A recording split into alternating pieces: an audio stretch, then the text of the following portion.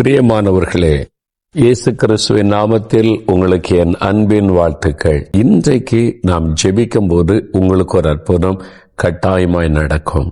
சூழ்நிலைகள், ஏதோ ஒரு காரியம் உங்களை பயப்படுத்துகிறதாக இருக்கலாம். ஒருவேளை மனிதர்களால் உண்டான ஒரு பயமுறுத்தல் கலக்கம், அல்லது கடன் பிரச்சனையினால் உண்டான ஒரு நெருக்கம், அல்லது உங்களை சுற்றில் இருக்கிற பொல்லாத மனிதர்கள், பொறாமை கொண்ட மக்களால் உங்களுக்கு வந்திருக்கிற நெருக்கம், அல்லது வியாதி, பிரச்சனை, தேவைகள் எதுவா வேணாலும் இருக்கலாம். இன்றைக்கு உங்களை பாதிக்கிற விஷயம், நீங்கள் கூப்பிடும் போது ஆண்டவர் அற்புதம் செய்வார். சில சமயத்துல மனிதர்களே நமக்கு உதவி செய்ய முடியாத சூழ்நிலை உண்டாகும். அப்படிப்பட்ட மனிதரிடத்திலிருந்து வரக்கூடிய போராட்டங்கள், எந்த மனிதரும் உதவி செய்ய நினைத்தாலும் முடியாத சூழ்நிலை வரும். அந்த மாதிரி சூழ்நிலையில நீங்க கலங்கி கொண்டிருக்கலாம். ஆண்டவரை கூப்பிட்டு பாருங்களேன், என்ன மாதிரி அற்புதத்தை செய்வார் என்று நீங்கள் பார்க்க முடியும். அநேக ஆண்டுகளுக்கு முன்னால ஒரு பட்டணத்துக்கு நான் ஊழியத்துக்கு போயிருந்த போது ஒரு குடும்பத்தார் என்னை ஜெபிக்க சந்திக்க வந்திருந்தார்கள். அவனுடைய வாழ்க்கையில நடந்த ஒரு சம்பவத்தை சொன்னார்கள். அவர்கள் ஒரு பிசினஸ் பண்றாங்க. அந்த பிசினஸை கர்த்தர் ஆசீர்வதித்து நல்ல பெருக பண்ணி கொண்டு வந்தார்.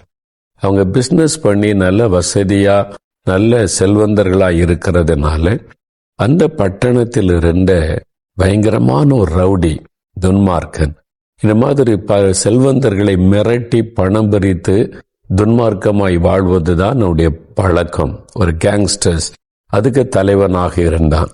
ஒரு நாள் பாருங்க, இவங்க வியாபார ஸ்தலத்தில் நுழைஞ்சிட்டான். எனக்கு இத்தனை லட்சம் பணம் நீங்க தந்தாதான் நாங்க பிசினஸ் பண்ண விடுவேன், அல்லது அவ்வளவுதான் மிரட்டினான். அவங்க அது முடியாது, நாங்க சம்பாதிக்கிறோம் கஷ்டப்பட்டு, உனக்கே தரணும்னு சொன்ன போது நான் கொலை பண்ணிடுவேன் என்று சொல்லி பயங்கரமாக ரவுடிகளோடு மிரட்டி விட்டு போனான். ஒரு நாள் குறிச்சிட்டான், இந்த நாளுக்குள்ள இன்னைக்கு தந்துடணும்னு சொல்லி. உண்மையா நடந்த சம்பவம். நிறைய இந்த மாதிரி சம்பவங்களும் நம் தேசத்தில் நடக்கிறது தானே. அந்த குடும்பத்தார் பாருங்க கலங்கி போனாங்க. ஏனென்றால் அவன் போலீஸார்கிட்ட போய் சொன்னா கூட அவனை ஒன்னும் செய்ய முடியாது. அவன் அந்த அளவில் அந்த அரசியல் அந்த பேக்ரவுண்டோட இருக்கிற ஒரு பயங்கரமான ஒரு மனிதன். அதனால மற்றவங்கள்ட்ட விசாரித்த போது நீங்க எங்க போனாலும் அவன் காரியத்துல நீங்க தப்ப முடியாது, கேட்கறத கொடுத்துருங்கன்றாரு. நம்ம கஷ்டப்பட்டு உழைக்கிற பணத்தை ஒரு துன்மார்க்கனுக்கு நம்ம கொடுக்கறது அவனுடைய உள்ளத்துல ஒரு துக்கம். என்ன பண்றது, ஒரு வழியும் தெரியலையே. ஒரே வழி ஆண்டவர் தான். நம்ம கர்த்தரை கூப்பிடுவோன்னு சொல்லி குடும்பமாய் ஜெபிக்க ஆரம்பித்தாங்க. கணவன், மனைவி, சிறு பிள்ளைகள், குடும்பத்தில் இருக்க பிள்ளைகிட்ட விலைக்கு சொன்னாங்க, நமக்கு ஒரு ஆபத்து, இந்த சூழ்நிலையில் இருக்கிறோம், நம்ம ஜெபிக்கணும். இயேசுவை நோக்கி ஜெபம் பண்ணாங்க. ஜெபம் பண்ணி ஒவ்வொரு நாள் கடனும் பொழுதெல்லாம் ஒரு பயம்.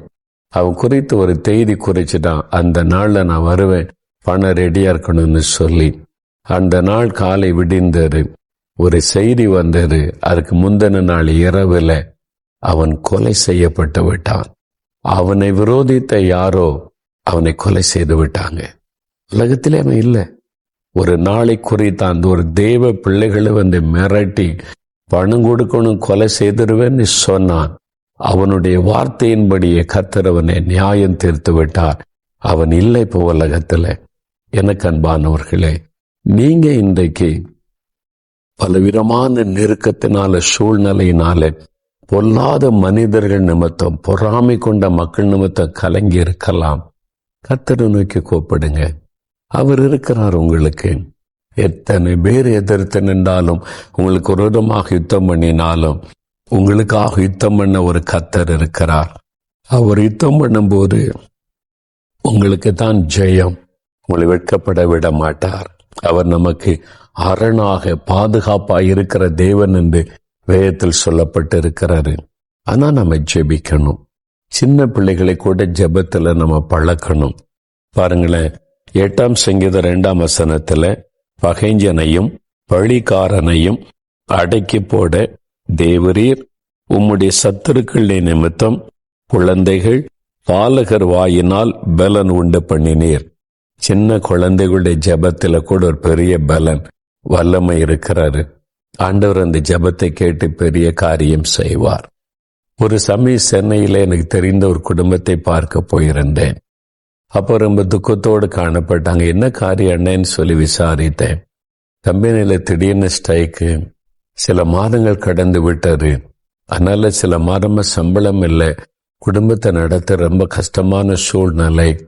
இந்த நிரந்தரமா மூடிடுவாங்க இந்த கம்பெனியை, இனிமே அவ்வளவுதான், வேலை பார்த்த எல்லாருடைய நிலைமை அவ்வளவுதான் சூழ்நிலை காணப்படுகிறது. என்னன்னோ முயற்சி பண்ணி சமாதானம் பேசி ஒன்றும் வரல. சூழ்நிலை பார்த்தா மோசமா போகிறது. அவங்க வீடு 2 குட்டி பிள்ளைகள் இருந்தாங்க. அவங்க சொன்னாங்க, மாமா எங்க அப்பா மாதிரி வேலை இல்லாதனால என் குடும்பத்துல ரொம்ப கஷ்டப்படுறோம், நாங்க படிக்கிற எங்களுடைய படிப்பு காரியத்துல கூட உதவி செய்ய முடியல அப்படின்னு சொல்லி. நான் சொன்னேன், நீங்க உங்க அப்பாவுக்காக ஜெபம் பண்ணுங்க, எங்க அப்பாவுக்கு வேலை கொடுங்க, அந்த கம்பெனியை திறக்க வைங்க, நாங்க இந்த மாதிரி கஷ்டப்படுவோம்னு ஜெபம் பண்ணுங்க. சின்ன பிள்ளைகளுடைய ஜெபம் ஆண்டவருக்கு ரொம்ப பிரியம். ஆண்டவர் அதை உடனே கேட்பார். அப்படியா, நாங்க ஜெபம் பண்ணா கூட ஏசப்பா கேட்பாங்களா? கேட்பாங்க. நீங்க ஜெபம் பண்ணுங்கன்னு சொன்னேன். அந்த பிள்ளைகள் பாருங்க, முழங்கால் படியிட்டு ஆண்டவரிடத்துல ஜெபிக்க ஆரம்பித்தார்கள். உண்மையா சின்சியரா குழந்தைகள் ஒரு சந்தேகப்படாம ஜெபம் பண்ணுவாங்க தெரியுமா? அந்த மாதிரி அந்த சின்ன பிள்ளைகள் சின்சியரா கருத்தா ஜெபம் பண்ணாங்க. ஒரே வாரத்துக்குள்ள சூழ்நிலை மாறினது. இனிமே திறக்கவே முடியாதுன்னு சொன்ன அந்த சூழ்நிலை நீங்கி உடனே இந்த கம்பெனி திறக்கப்பட்டது. திரும்ப வேலைகள் கிடைக்கப்பட்டது. அற்புதமாய் குறைவுகள் நிறைவாக்கப்பட்டது. அடுத்த முறை நான் போயிருந்த போது அந்த பிள்ளைகள் சொன்னாங்க, மாமா நீங்க சொன்ன மாதிரி நாங்க ஜெபம் பண்ண ஏசப்பா கிட்ட, நாங்க ஜெபம் பண்ணி ஒரே வாரத்துல எங்க அப்பாவுக்கு திரும்ப வேலை கிடைக்கும்படிக்கு அந்த ஃபேக்டரியை திறந்துட்டாங்க. எவ்வளவு சந்தோஷம் இல்ல? சின்ன பிள்ளைகள் அவருடைய ஜெபத்தை தேவன் கவனமாய் கேட்கிறார். சிறு பிள்ளைகளுடைய ஜெபத்தில் ஒரு களங்கம் இருக்காது, ஒரு சுயநலம் இருக்காது, சந்தேகம் இருக்காது. அந்த ஜெபத்துக்கு அவ்வளவு பெரிய வல்லமை உண்டு. உங்க வீட்டில் இருக்கிற குழந்தைகள்கிட்ட கூட உங்க காரியத்தை சொல்லி ஜெபிக்க சொல்லலாம். உங்க வீட்டு பிரச்சனையில உங்க பிள்ளைகளும் குடும்பத்துல ஒரு அங்கம் ஆண்டவர் தந்திருக்கிறார். சில இன்னைக்கு இதெல்லாம் எப்படி பிள்ளைகிட்ட சொல்றது அப்படின்னு பிள்ளைகளுக்கு வருத்தப்படுறோம், கஷ்டப்படுறோம்னு நினைக்கிறோம். பிள்ளைகள் சின்ன வயசுலயே நீங்க எவ்வளவு கஷ்டப்பட்டு அவங்க வளர்க்குறீங்க, படிக்க வைக்கிறீங்க, அவங்களுக்கு தெரியணும். நீங்க சொல்லி கொடுக்கணும். இந்த மாதிரி கஷ்டம், நமக்கு இந்த ஃபீஸ் கட்ட பணம் தேவை இருக்கு, ஜெபம் பண்ணுங்க. நம்ம இந்த மாதிரி படிப்புக்கு உங்களுக்கு பணம் தேவை இருக்குது, நான் இவ்வளவு கஷ்டத்துல நம்ம இருக்கிறோம், நம்ம ஜெபிக்கலாம். சேர்ந்து ஜெபிங்க. பிள்ளைகளுக்குள்ள இந்த ஜெபத்தை கற்றுக் கொடுங்க. இளம் வயதில் நுகத்தை சுமப்பது நல்லது என்று வேதம் சொல்லுது. சின்ன வயசுல இந்த பாரத்தெல்லாம் பிள்ளைகள் தெரிந்து ஜெபிக்க பழகிட்டாங்கன்னா அவங்களுடைய எதிர்கால ஆசீர்வாதமா இருக்கும். ஆண்டவர் இந்த ஜெபத்தை கேட்பார். இப்ப நம்ம ஜெபிக்கலாமா? உங்களுக்கு என்ன பிரச்சனை? பண பிரச்சனையா, மனிதரால் வருகிற பிரச்சனையா, அல்லது கடன் பிரச்சனையா, வியாதி வேதனை, என்ன பிரச்சனை உங்களை பாதித்து கொண்டிருக்கிறாரு? உங்க பிள்ளைகிட்டே அதை சொல்லி ஜெபிக்க வையுங்க. நம்ம சேர்ந்து ஜெபிக்கலாம். இப்ப நம்ம ஜெபிக்கலாமா? அவங்க கூட சேர்ந்த நானும் ஜெபிக்கிறேன். எந்த இக்கட்டா இருந்தாலும் இயேசு விடுதலை தந்துருவாரு. நீங்க பயப்படுகிற மாதிரி விட மாட்டார். உங்களுக்கு ஒரு அற்புதம் கட்டாயமாய் நடக்கும். ஒரே நாளுக்குள்ள ஒரு சூழ்நிலையை மாற்ற முடியும். நம்ம ஜெபிக்கலாமா?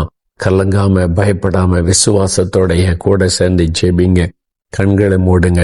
ஆண்டவரிடத்துல சொல்லுங்க, மனம் திறந்து, இப்பவே வாய் திறந்து, இதுதான் எங்களுடைய பிரச்சனை, நீ ஜெபிக்க ஆரம்பிங்க. குட்டி பிள்ளைகள் சின்ன பிள்ளைகள் இருந்தா அப்படியே முழங்கால் படியிடுங்க. ஏசப்பா, எங்க குடும்பம், எங்க அப்பா அம்மா ஆசீர்வதிங்க, இந்த தேவையை சந்திங்க, எங்க கடன் பிரச்சனையை மாற்றுங்க, எங்க அம்மா அப்பாவுக்கு நல்ல சுகம் கொடுங்க. ஜெபிக்கிறீங்களா?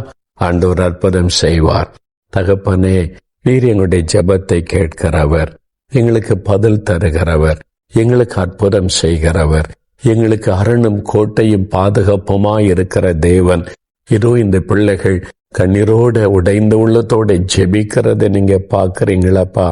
இந்த சின்ன பிள்ளைகள் கூட ஜெபிக்கிறாங்க. எங்க குடும்பத்தில் இருக்கிற கடன் பிரச்சனை எல்லாம் நீங்கணும், இந்த பண பிரச்சனை எல்லாம் மாறணும், இந்த மனிதரால் உண்டாகிற போராட்டம் எல்லாம் நீங்கணும், எங்க குடும்பத்திற்கு வந்திருக்கிற ஆபத்தெல்லாம் விலகி போகணும், இந்த எங்க அப்பா அம்மாவுக்கு வந்திருக்கிற நோயெல்லாம் தீரணும், எங்களுக்கு ஒரு அற்புதம் செய்யுங்கன்னு பிள்ளைகள் ஜெபிக்கிறாங்களே, இந்த பெரியவங்க ஜெபிக்கிறாங்களே, ஆண்டவரே, நீர் ஜெபத்தை கேட்கிறவர், அற்புதம் செய்கிறவர்.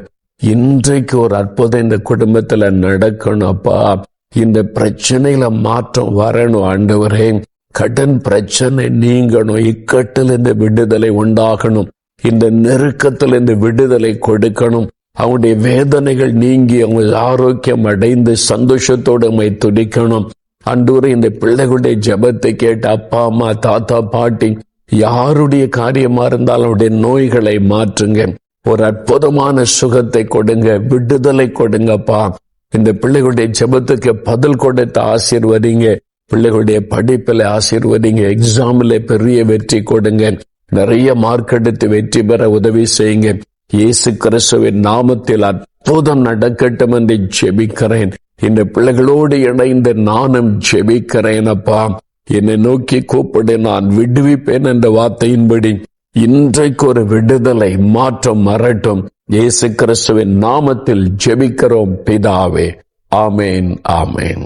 பிரியமானவர்களே, ஆண்டவர் ஜெபத்தை கேட்டார். இனி நம்பிக்கையோடு இருங்க, விசுவாசத்தோடு இருங்க.